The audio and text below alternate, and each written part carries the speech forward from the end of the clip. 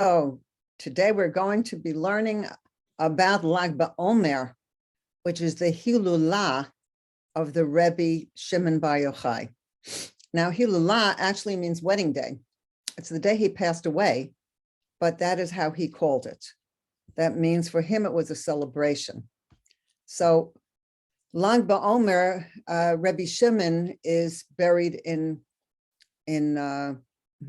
Meron, which is a mountain village that's a few miles west of Tzfat that goes through a big transformation. Right now, let's see. Yeah, people are there and are going there right now. And each year on Lag BaOmer, more than 250,000 Jews of all descriptions converge on Meron together from all parts of the country, as well as people who fly in from different places in the world. The highway is closed, traffic is rerouted, the whole area is full of tents, vans, buses for miles around, and enormous bonfires are kindled. Actually, the main bonfire has been kindled for many years by the Boyana Rebbe.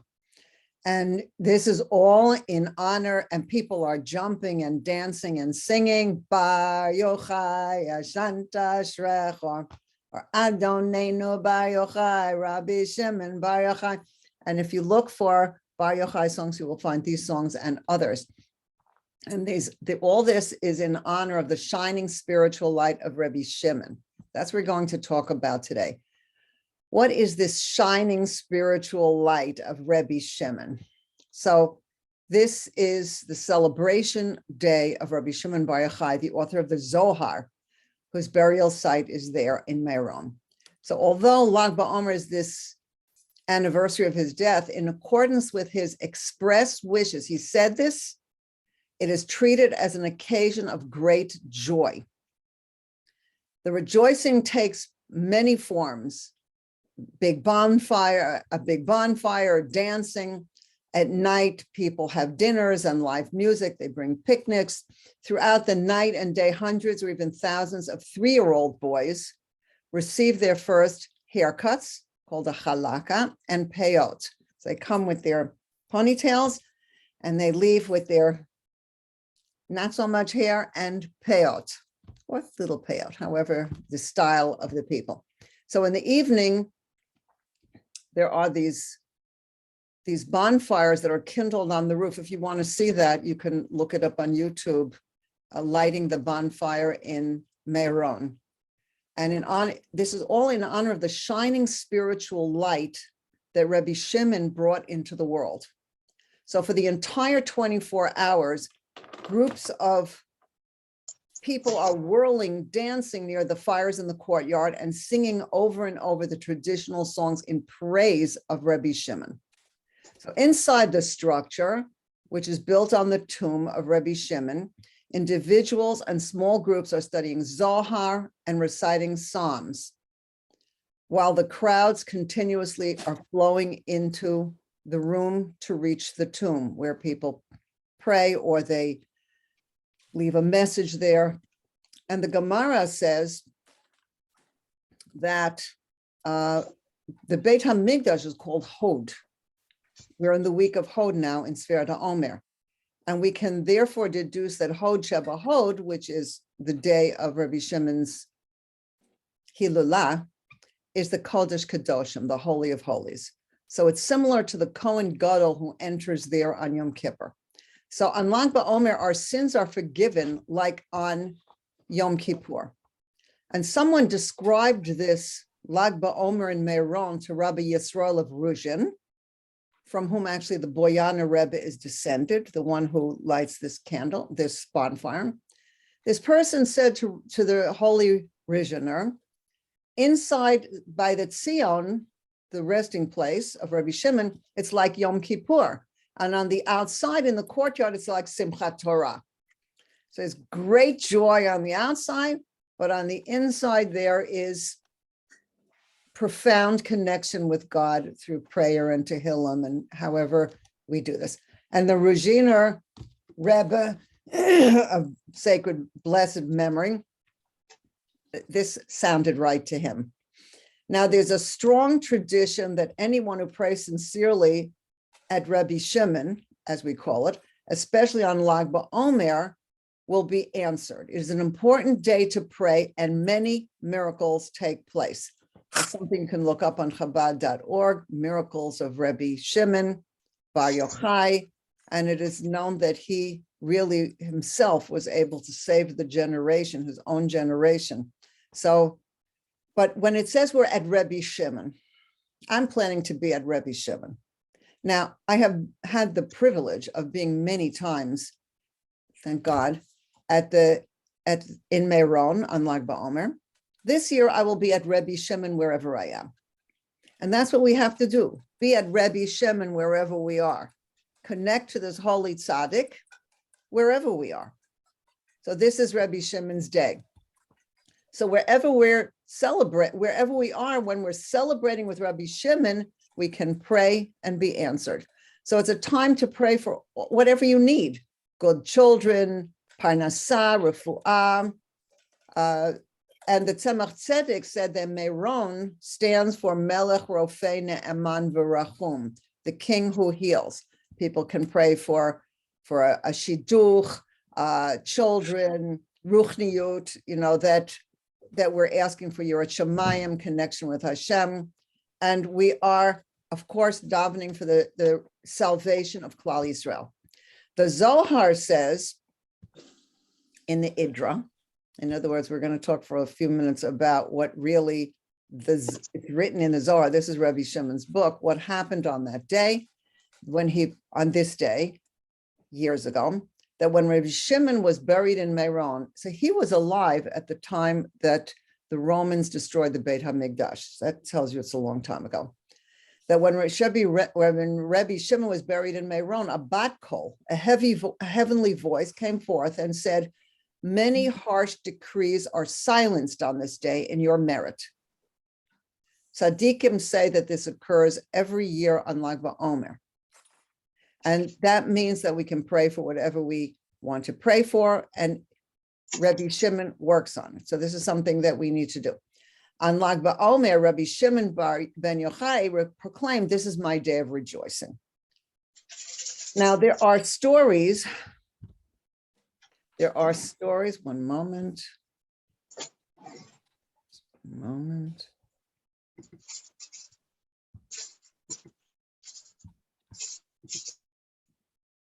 So there are stories recorded of some Torah authorities who wanted to prohibit the attendance because people were pretty wild in the celebrating, of course, according to halacha, but there was a lot going on, and they thought maybe they need to calm it down until Rabbi Shimon appeared to them in dreams, saying not to dare diminish his day of joy. So we see that Rabbi Shimon wants our joy in sharing with him. So Lag BaOmer in Meron is a basic component of the Israel experience.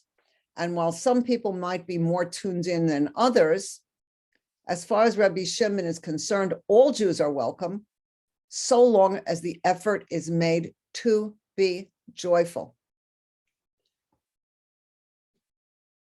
And that's because we are one people.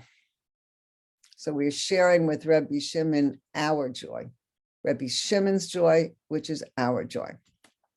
So what was it that made Rabbi Shimon so joyful? The Zohar tells us that after an entire life devoted to Torah, he had finally achieved true union with God. Rabbi Shimon had a son named Elazar, and they lived during the time of the Roman occupation of Israel.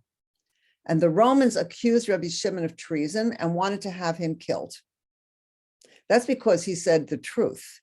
So there were some people, some sages, some people talking together, and they said, oh, isn't Rome wonderful? Rome is building highways and all kinds of things, and stadiums, and isn't that great? And Rabbi Shimon said they're doing it for themselves. And one of the people who was there told the Roman authorities, and they accused him of treason. So they didn't have a choice.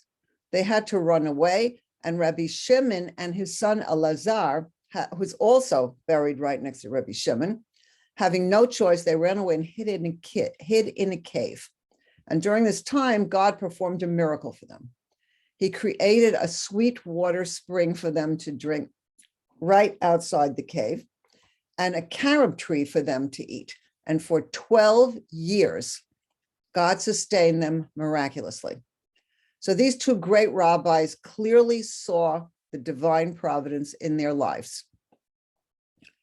They saw that they had to be together in a cave for all this time, and they saw that there was a purpose. So they took advantage of this situation and they used it to learn Torah day and night. When the 12 years ended, they heard that the Roman Caesar had died, and that nullified the decree. So they stepped out of their cave and their miraculous world of being directly nursed from God's hand.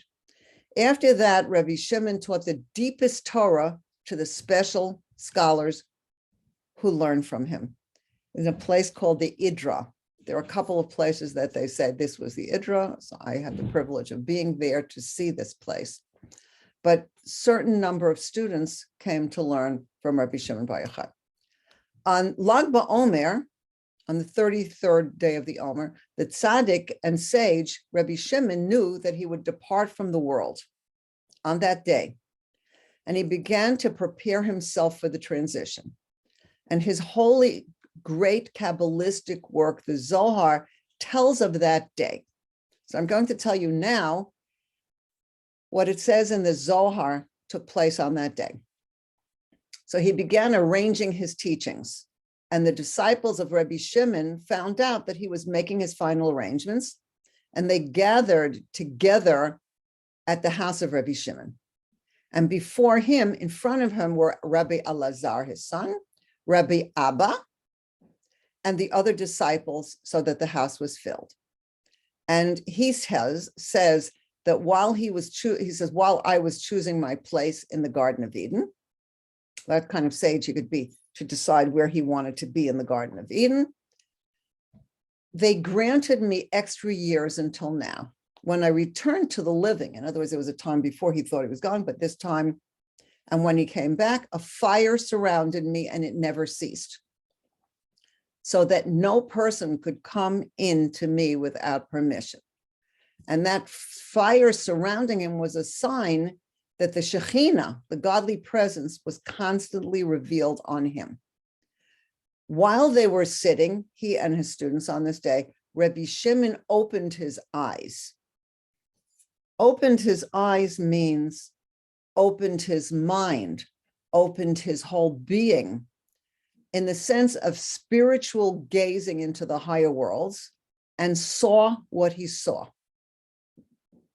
That means he saw into the holy spiritual worlds, and he experienced the revelation of the Shekhinah. This is what it says in the Zohar.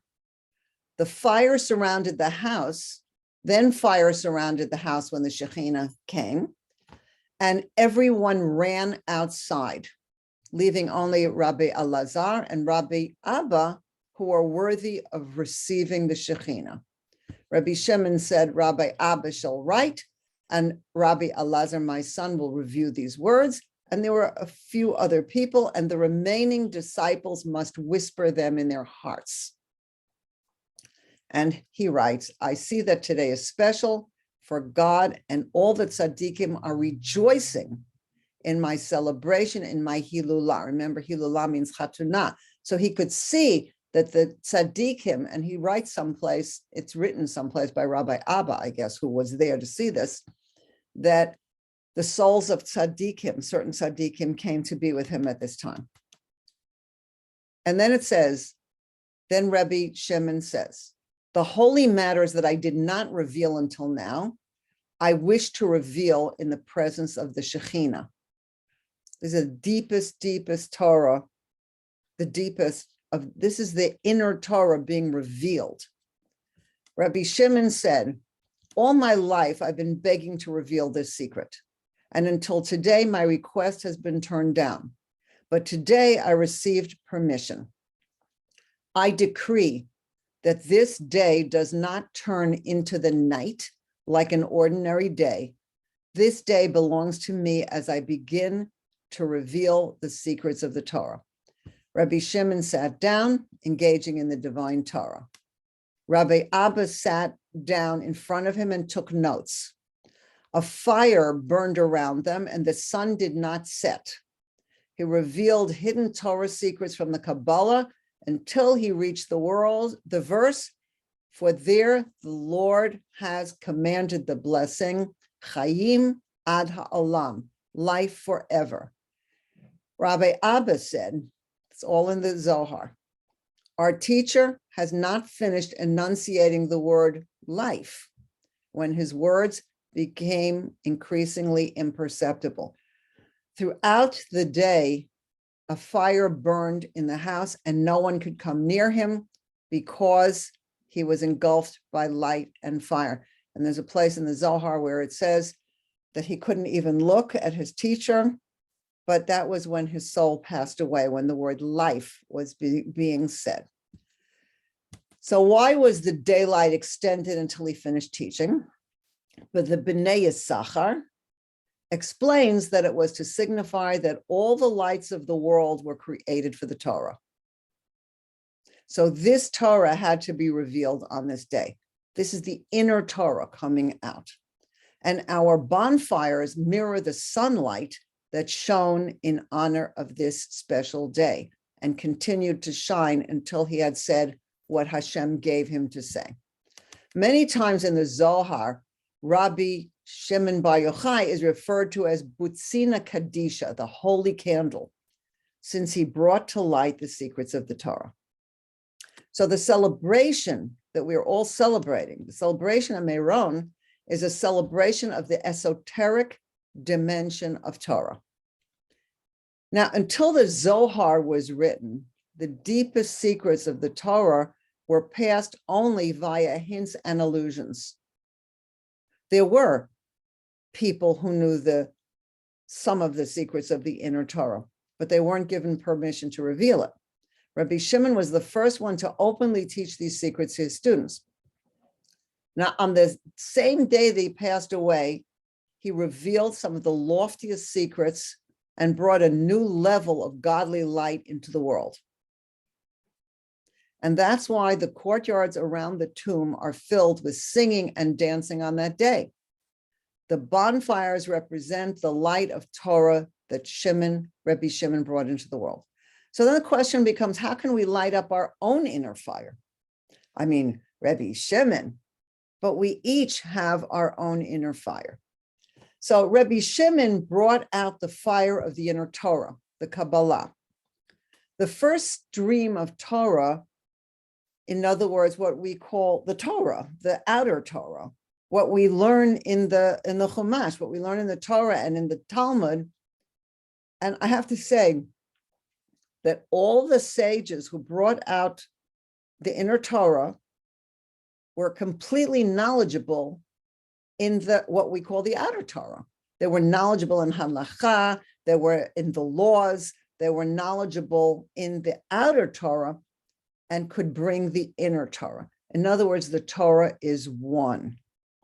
So this basic Torah discusses Jewish law and ethics. It teaches us to distinguish between good and evil, between the holy and the profane, between light and darkness, between the desirable and the undesirable. It focuses primarily on behavior on our expressed life. The external body of Torah is our tool for meeting the obvious challenges of life. Do not kill or steal, and instructs us, feed the hungry, hallow your relationships with the sanctity of marriage, rest on Shabbos, eat only kosher. For this is the way that you will fulfill your duty as a Jew to God and preserve the order that God instituted in his world. But not everything is as upfront as the explicit do's and don'ts of the Torah. Beyond them lie intent and motive, the subtleties of love and awe, and the interplay of ego and commitment. Who am I in my essence? Beyond the daily schedule and duties, who am I in my deepest and truest place? Kabbalah takes man beyond the normative understanding of reason. It goes beyond the outer revealed part of the Torah and transcends regular existence and its rules. It uncovers many of the infinite layers of the secrets of life, of creation, of the soul, of the heavenly spheres. It penetrates beyond the garments and the body of the Torah. It is the core and soul of Torah, the ultimate revelation of divinity, exposing the inner meaning, effects, and purpose of Torah and mitzvahs. So we're connecting to the source of the Torah and mitzvahs from the source of our soul. So we are bringing the source into the reality of who we are and what we do. Now, of course, that's what we're doing, but we have to do that with the consciousness of knowing who we are and what we're doing here. And that from this, we learn inner Torah. The illumination emanating from Kabbalah ignites the soul of man, setting it on fire in the awareness of a deeper and higher reality. So this makes our soul, which is like a light, sets it on fire so that we're really living Torah, learning Torah. And its study and insights are themselves mystical experiences. We're not just learning Torah, we're learning Torah. So Kabbalah is always this, but Kabbalah is all of this, but always and exclusively within the context of Torah. It always has to be within the context of Torah. It's just like a body can't function without a soul, so the soul is ineffective without the body. So the soul of the Torah, nistar, the hidden, the esoteric part of the Torah, can never be separated from the body of the Torah. So nigle, the part that's revealed, the halacha, the commandments and practices prescribed by the Torah are always the basis. Okay, the basis here that we learn that we do. Now, in the era of the redemption, the fusion between the material and the spiritual, the soul and the body, the inner Torah and the outer Torah, that are exemplified by Rabbi Shimon will be reflected throughout the world. We're going to live with this soul in body, inner Torah in outer Torah. Picture that when we're living Torah and we're doing a mitzvah, it's with total inner consciousness and intent. Not just saying a bracha, it's really connecting into Hashem and saying the bracha in the gratitude for what we are about to do in this world. And through spreading Rabbi Shimon's teachings, the coming of the redemption can be hastened. As the Raya Mehemna, which is the Zohar, states, because eventually the Jewish people will taste the tree of life, which is the book of the Zohar, and they will go out of exile with it in mercy. Make this take place speedily in our days. Now, how can we teach secrets to every Jew? For thousands of years, the secrets were the property of an elect few. Obviously, Avram, Yitzchak, Yaakov, and Moshe were on fire. Their souls were completely lit up, and all were kept lit up by their presence. Each one of them lit up the people around them. The prophets contemplated the divine and taught their secrets to their initiates, not to everyone, to those special people. It says that Rabbi Yonatan ben Uziel, who burned with such fire while he learned, that they say that a bird flying overhead would be roasted in midair, because the fire above his head, if a bird flew into that air, there was a real fire above him.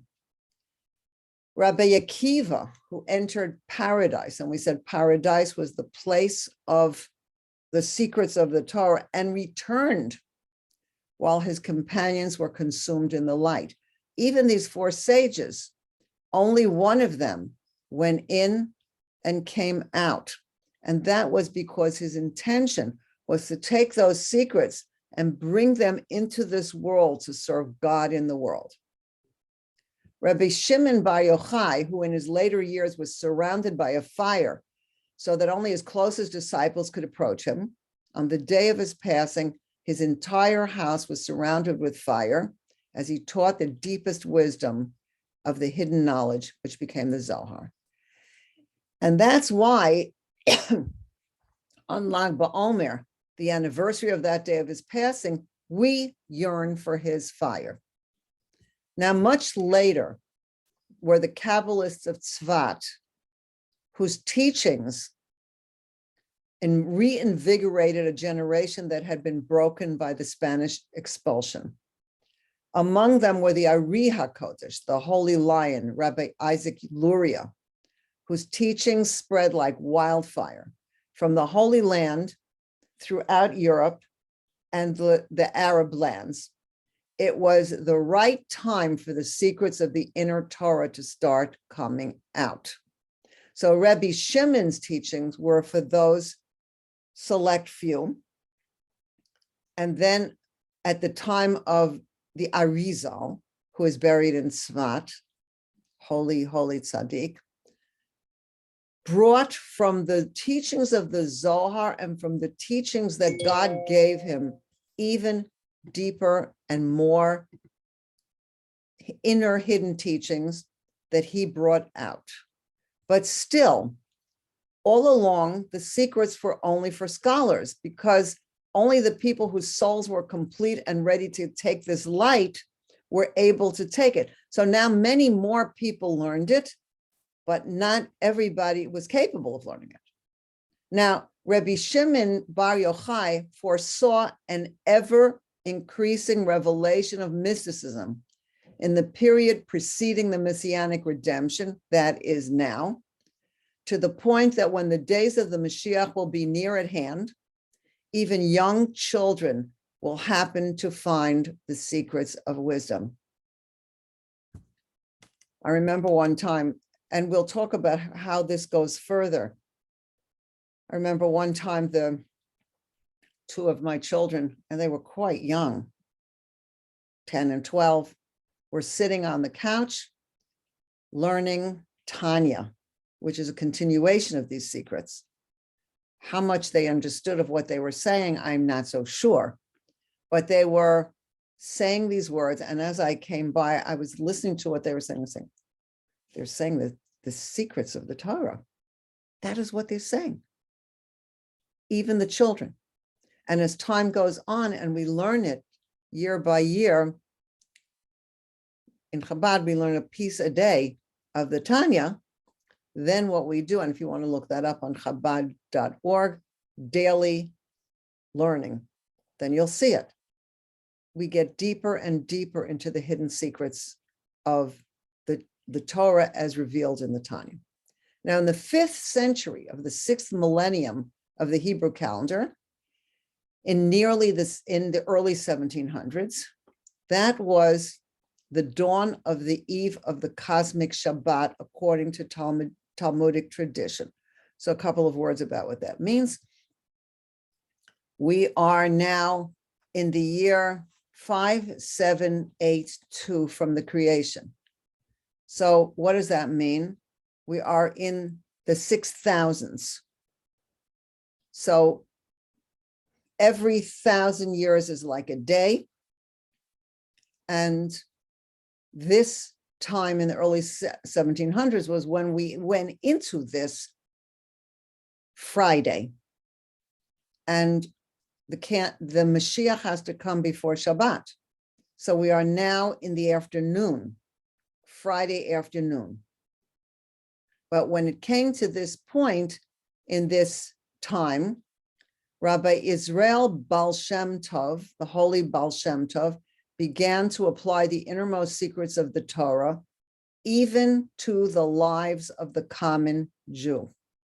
So this was the time, actually the Baal Shem Tov was first also learning in a cave with Achiyah HaShiloni, who was from another generation, tzaddik from another generation, who came down to teach him the Torah and the hidden Torah. And the holy Baal Shem Tov was perfectly happy doing this, learning the holy secrets from Achiyah HaShiloni. And then his teacher told him, you have to go out into the world and reveal the hidden Torah. The time has come. And he didn't want to do it. And he was pressured by his teacher, you have to do this. This is what you came into the world to do, and this is your purpose. Finally, he was told, you better do it. That's what you're here for. That's it. And so he did. And this was when Europe was suffering from pogroms, and the time had come to reveal the secrets of the inner Torah to every Jew. So the Baal Shem Tov and his disciples found the words, the stories, the wrapping that they needed to transport the deepest secrets outward and inward into every heart. They were able to harness the fire because the Baal Shem Tov had extracted its essence, and that essence was the property of every soul, because we're all one in essence. So ordinary, simple Jews began to dance and sing with love and joy for their God, for their Torah, and for their love of one another. And souls were set on fire. So the long hidden tradition of the Kabbalists from Sefer Yetzirah and the Sefer HaBahir, which were from before Rabbi Shimon's time, to Rabbi Shimons Zohar, which brought the secrets of the inner Torah into a completely new revelation, they were only revealed to the few. Then it went to the Arizal, who developed and brought down the inner Torah, and he was destined to bring the secrets further out into the world. And these revelations of the inner Torah then were brought out by the Baal Shem Tov. As the Baal Shem Tov wrote to his brother-in-law, Rabbi Kitiver, this is a quote from the letter that Rabbi Kitiver got from the Baal Shem Tov. On Rosh Hashanah of the year 5507, which was 1746, I made a Kabbalistic oath and elevated my soul. The Baal Shem Tov could go up and down into the heavenly spheres and come back into the world because of his great awe of God. And he was able to do this, and his love of God and the Jewish people. He said, I saw wondrous things in a vision, the likes of which I had never witnessed since the day my mind first began to awaken. Awaken means to the inner Torah. I went up from level to level until I entered the palace of the Mashiach. And there's more description. I asked the Mashiach, when will you come, Master? And he replied, and it's even more than this that was said, but this is the part that's known and that we live with. When will you come? And the Mashiach replied, by this shall you know. It will be a time when your teachings become publicized and revealed to the world, and your well springs have flowed to the outside. And the Baal Shem Tov's teaching of the inner Torah became revealed and developed as Chasidut. And we know that now the well springs of the Baal Shem Tov, the Chabad Rebbes brought it out profoundly, more and more and more and more, until now, as we know, people can be any place in the world and call Chabad and learn with Chabad, because these are the teachers and the teachings that are available from the well springs of the Baal Shem Tov, when it says, well, Mashiach will come when your teachings become publicized and revealed to the world, and your well springs, the Baal Shem Tov's well springs, have flowed to the outside. So this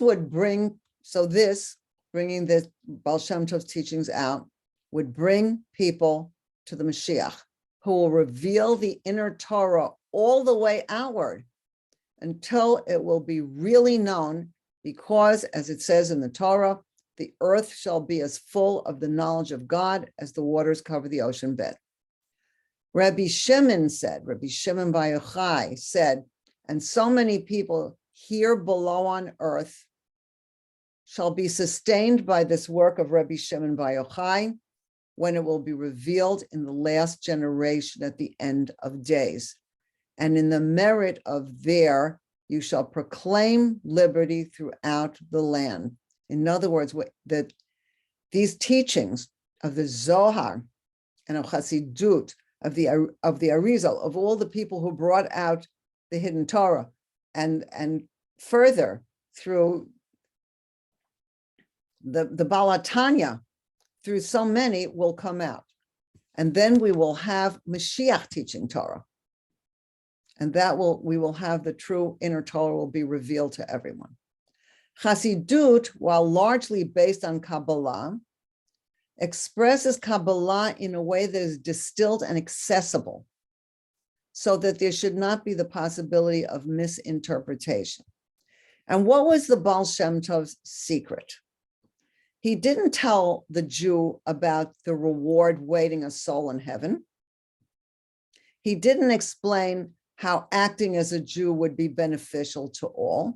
All this is true, but he didn't do that. That's not what he focused on. He didn't prove the existence of God or God's oneness or the authenticity of Torah or Jewish tradition. The Baal Shem Tov told the Jew, wherever you may stray, wherever you are in the world, whether that's where you think you want to go or that's where you find yourself, in whatever you may see or hear, there is your God.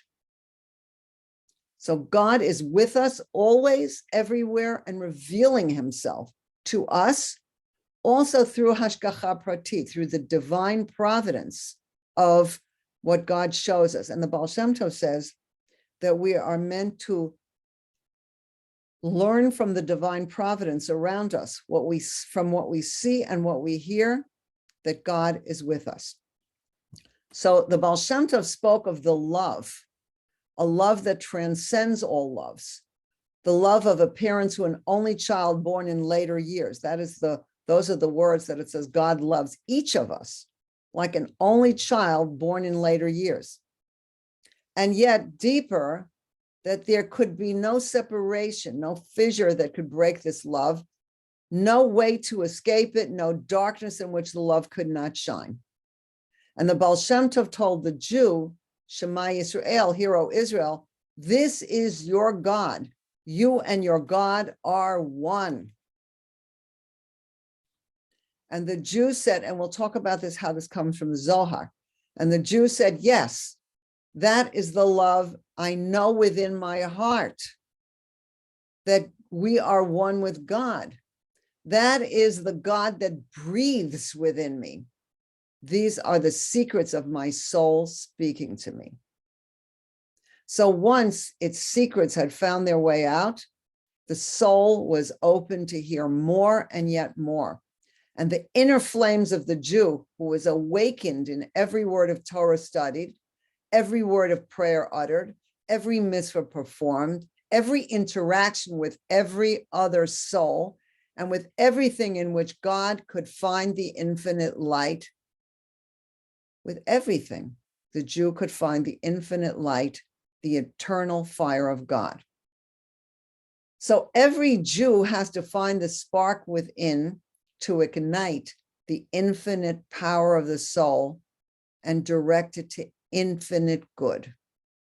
And we will ignite the world in that same way so that it too knows it's one with God.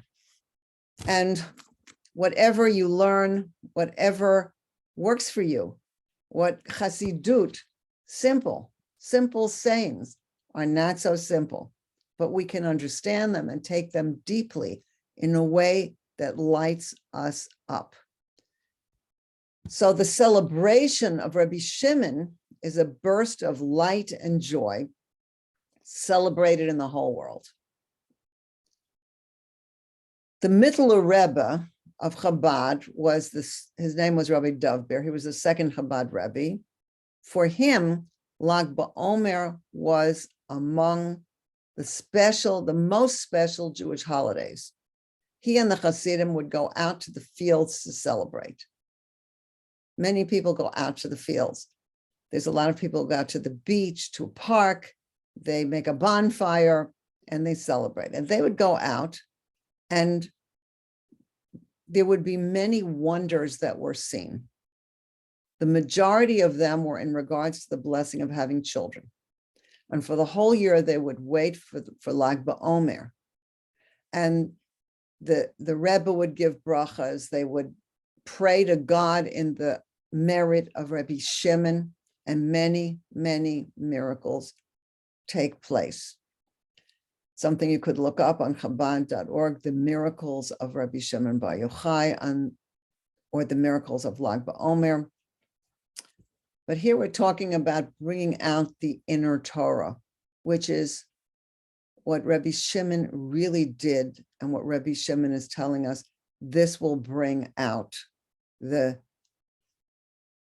coming of Mashiach and the living with God in a way that the soul is in the body and God is revealed in the world. In 1980, the Lubavitcher Rebbe gave instructions that Lag BaOmer parades and children's rallies should take place not only in New York, but across the whole world, especially in Israel. Thousands of children participated in the tens of rallies that took place that year. And until today, Chabad organizes hundreds of Lag BaOmer parades around the world each year. And perhaps the most important lesson the holiday has to offer is expressed in a letter that the Rebbe wrote to all Jews in honor of Lag BaOmer in 1974. When one examines Rabbi Shimon's life, he writes, one sees that there were two focal points around which it revolved: Torah study and love of fellow Jews. Although not everyone can study the Torah as an exclusive occupation like Rabbi Shimon did, everyone can and should set aside times each day to devote solely to Torah study without any outside interference, even if it's 5 minutes or 10 or 15 or half an hour. And this should be permeated with a sense of Ahavat Yisrael, love of a fellow Jew, which will bring other Jews to encourage to learn Torah. And by fulfilling this directive, we merit to experience a time where there will be only light in the world and God's presence will be visible and tangible to all mankind. Now, the first documented account, that doesn't mean it's the first time this took place, of visiting Meron on Lag BaOmer is found by a letter of Rabbi Avadia of Bertinoro. That's in the 15th to 16th centuries, who was the leader of the Jewish community in Israel. And he was known for his commentary on the Mishnah. This is a person who was completely knowledgeable in the revealed Torah. And he describes the day saying, on the 18th day of the month of Iyar, it's the day of Lag BaOmer, on the anniversary of Rabbi Shimon's passing, Jews from all the surrounding areas gather in Meron, where they light large fires and celebrate. Many barren couples conceive, many sick are healed, in the merit of the charity they give on this day to the upkeep of the gravesite.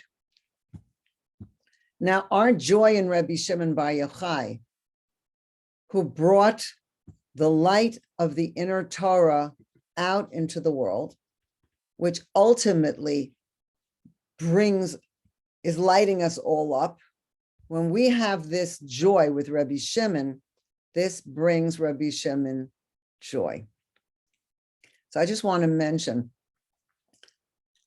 there's a lot to be learned by the so-called simple people. This is what, two things.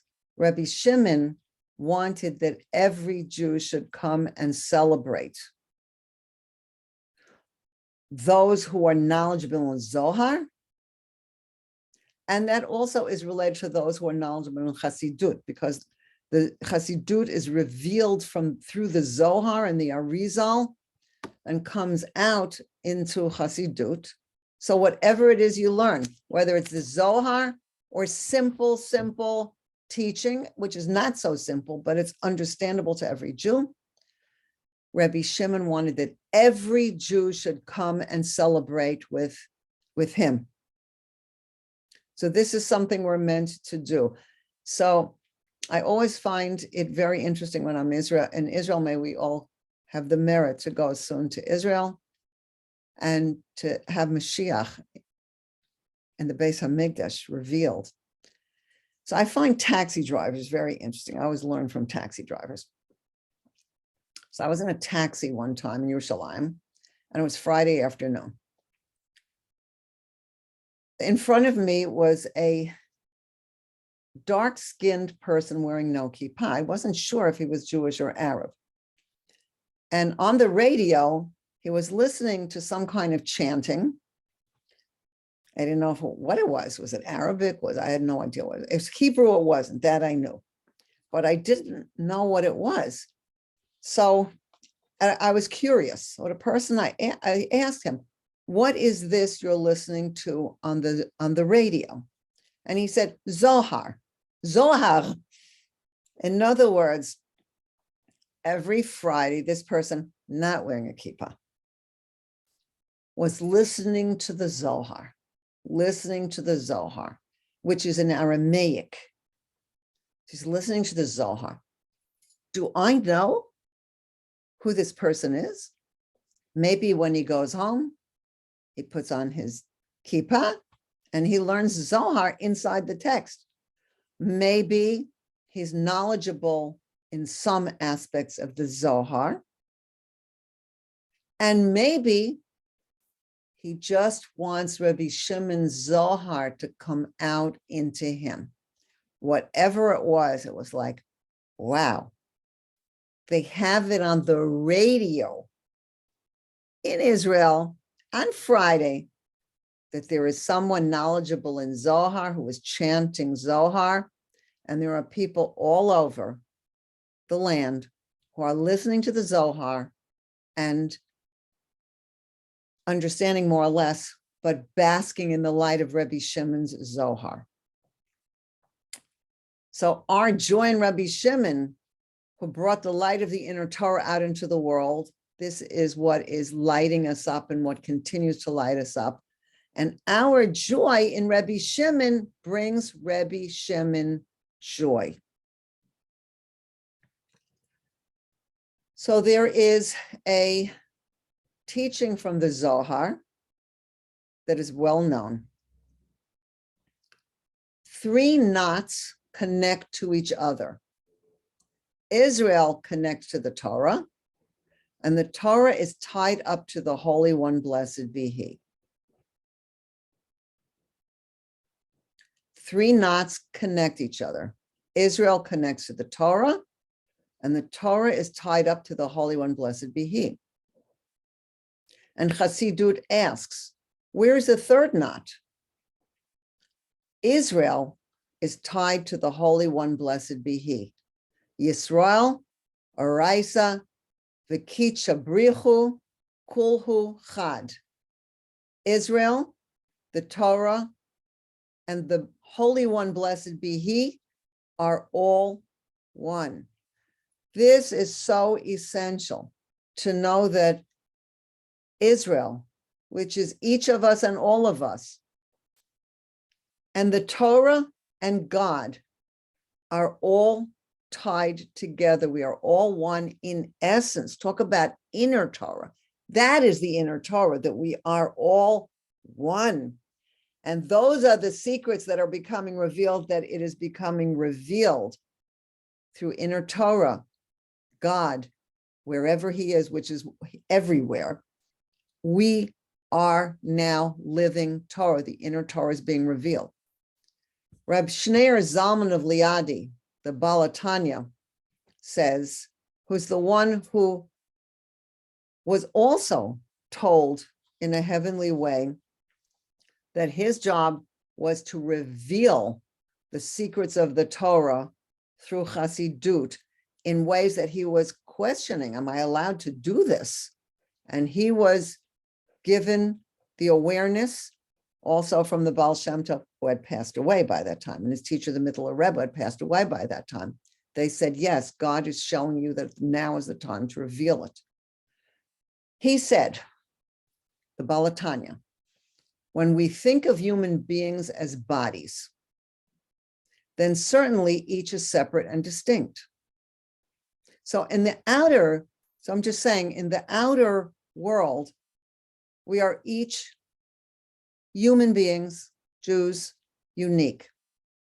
But it's only when we relate to ourselves and others at the level of the soul can we begin to sense the unity. And so the task of the mystic, and in truth, the task of Judaism as a whole, is to move from body to soul, from reactions prompted by ordinary physical stimuli to those wholly spiritual in character and motivation. This is what it says in Tanya chapter 32. So what this is saying is that being in the world, we connect above to the holy union with God and purpose.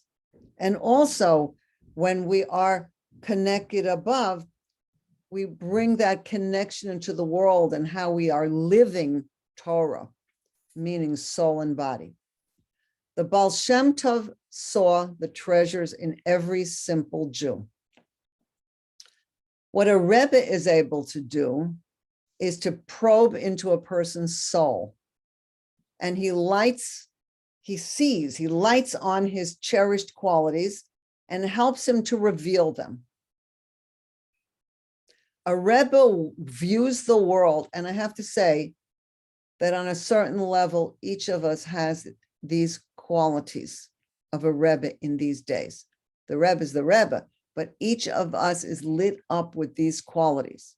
So we are also able to see, to the level that we were able to do it, to see into another person's soul, see their cherished qualities, and help them to reveal them. A Rebbe views the world in terms of its latent divinity. He sees godliness in every person and in every entity, and uses all the tools at his disposal to allow that latent godliness to surface and come to light. And this is said in Hayom Yom, in the commentary for today, 17th of Iyar. So learning Chassidut, Chassidus, lights our way so that who we are and how we do is also lit up. So this is the source of our joy, knowing the oneness of ourselves with each other and with God and with Torah, with living Torah. Pnimiuta Torah, within the Torah, basic Torah, which is like the soul and the body, both. So this is the source of our joy that we're sharing with Rabbi Shimon, who brought this out and further out. The Rebbe brings that the holy Baal Shem Tov expected Hasidim to serve with joy in our davening and learning. So also in our eating, drinking, and everything we do all the time, not only when it's Rabbi Shimon's day. And it is our union with God. The oneness in our essence is who we really are. That is the source of joy. So we are meant to serve God with joy in everything we do. Now, obviously, when people look at everything as if it's on the outside and separate, so a person could say, that's not the way I want it to be. And it's very hard to experience joy because they're looking at everything as separate and outer. But when we say, I am part of God, God is in me, we are one, and I am here to do what I'm here to do for God's service, whatever it is.